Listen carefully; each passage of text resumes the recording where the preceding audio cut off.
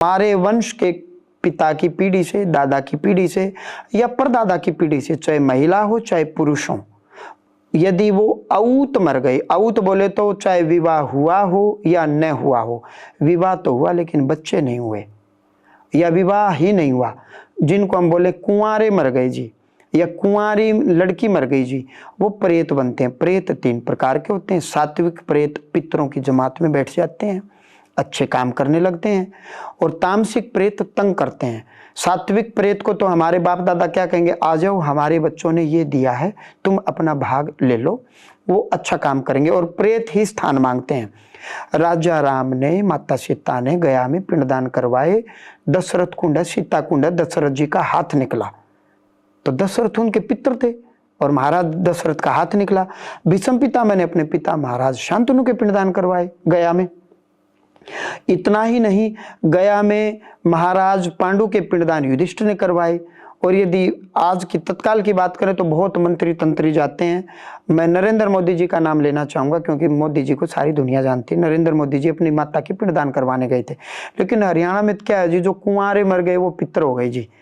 तो इसका मतलब हरियाणा वाला तो एक भी यमपुरी में नहीं जाएगा जी, क्योंकि वो तो पहले जीवित रहे तब तक उन्होंने मौज ली, और मरते जी वो देवता बन गए जी। अब तो वो खेत में बैठ गए जी।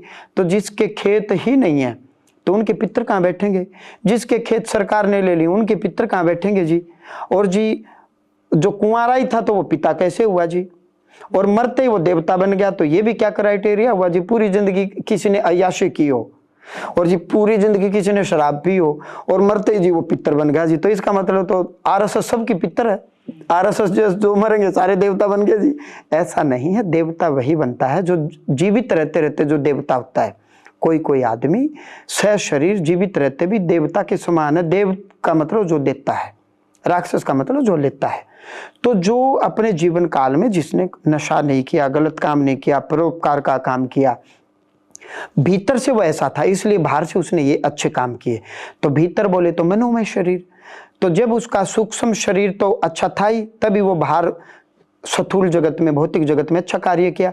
लेकिन भौतिक जगत में अब उसके शरीर की मृत्यु हो गई, अब मनोमय शरीर तो उसका अच्छा था ही, इसलिए आज वो देवता बन गया जी। तो देवता वही बनेगा जो अच्छे काम करेगा।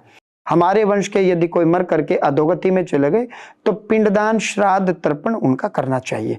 और राम जी का मैंने सबसे बड़ा प्रमाण दिया कि राम जी ने अपने पिता महाराज दशरथ के पिंडदान किए, गया में किए, सीता कुंड में किए, जिसको हम दशरथ कुंड बोलते हैं। दशरथ जी का हाथ निकला। और वहीं भीष्म पितामह ने अपने पिता महाराज शांतनु के किए, और वहीं युधिष्ठिर ने अपने पिता महाराज पांडु के किए, और वहीं भारत के यशस्वी प्रधानमंत्री नरेंद्र मोदी जी ने अपनी माँ के